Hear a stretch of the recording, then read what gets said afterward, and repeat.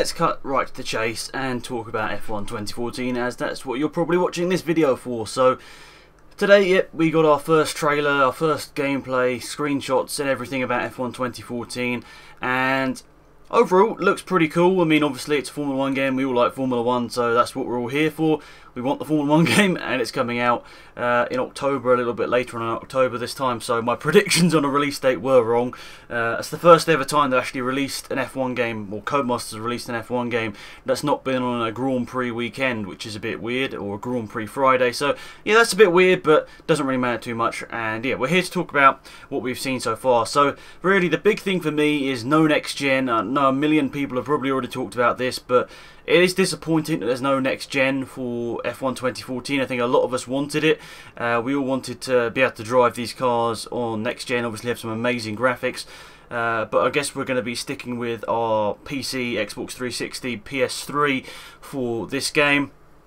A couple of other things I've noticed, the Martini Williams livery is obviously not a Martini livery.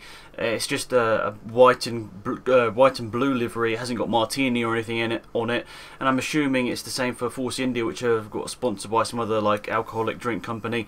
And so yeah, Williams aren't going to be Martini Williams; they'll just be called Williams. Obviously, I think that's down to like the age rating of the game. For example, if they had Martini on the cars, on the side of the cars, I think it would be like a 15 or an 18. You know, that sounds really weird, but I think that's how it would actually work out. So yeah, that's a bit unfortunate. I've not having all of the liveries being, you know, as they are in real life, for example, so that's a little bit annoying. But we've had that sort of thing with every single F1 game. We've always had little bits, but you know, just this time it's the whole livery that looks different, not just like a little, you know, sponsor or whatever. So that's unfortunate, but I guess, you know, we'll just have to deal with that. It's not really a big problem. Otherwise, it's not looking too bad. I mean, obviously, I think partly down to not being on next gen would mean that the graphics maybe don't look as nice as we'd maybe expect.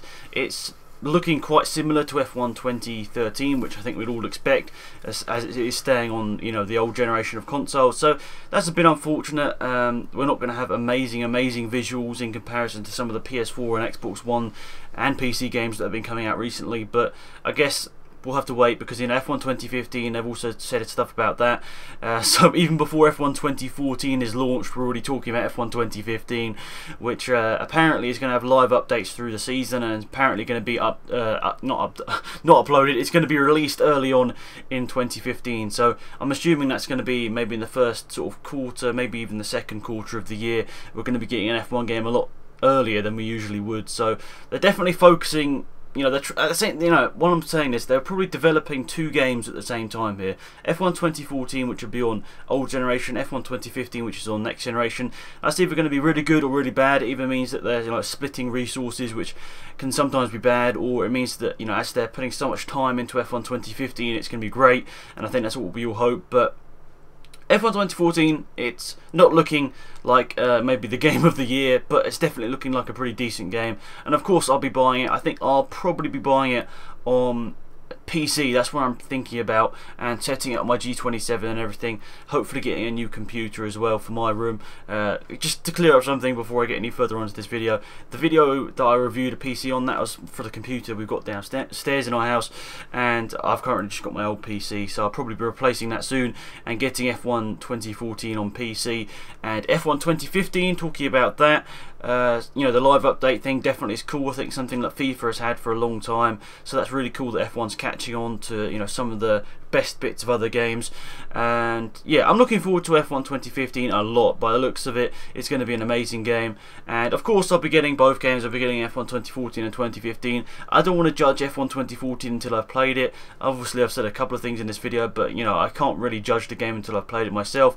The visuals look obviously very nice. We're used to that in Codemasters games. Whether it's up to really PlayStation 4 and Xbox One standards, probably not, because it's obviously running on old hardware in comparison. So I think we'll have a decent F1 2014. I don't want to say anything until I've played it really, but I still think it's going to be a good game, and I think F1 2015 really is the game that Codemasters and everyone watching this video probably is most excited for coming out on next gen. All these live updates through the season, it's going to be really good. And you know, doing the live updates and stuff will, you know, cost them a lot of time. Maybe, well, I'm really hoping it doesn't take resources out of F1 2016, but I think it's a really good thing. I really like the live updates thing, and I'm looking forward to that in F1 2015. So yeah, that is pretty much it for this video, guys. Thanks for tuning in. I didn't put any gameplay in the background just because I couldn't really get it downloaded in good quality, so I just thought these screenshots that I was sent by Codemasters in like the email, whatever, that I'll just take these and use them in my video. Hopefully that's alright with them. So yeah, looks nice, and looking forward to playing it. Let me know in the comment section down below about what console or what system you'll be getting it on, whether you'll be getting it on 360, PS3 or PC. As I said, myself, I'll be getting it most likely on PC. I really don't want to be getting it on Xbox 360 or PS3, but who knows, I'll probably end up getting it on one of them. But anyway, guys, thanks for tuning in. I appreciate it a lot. Until next time, it's been Alex Mad here. Goodbye.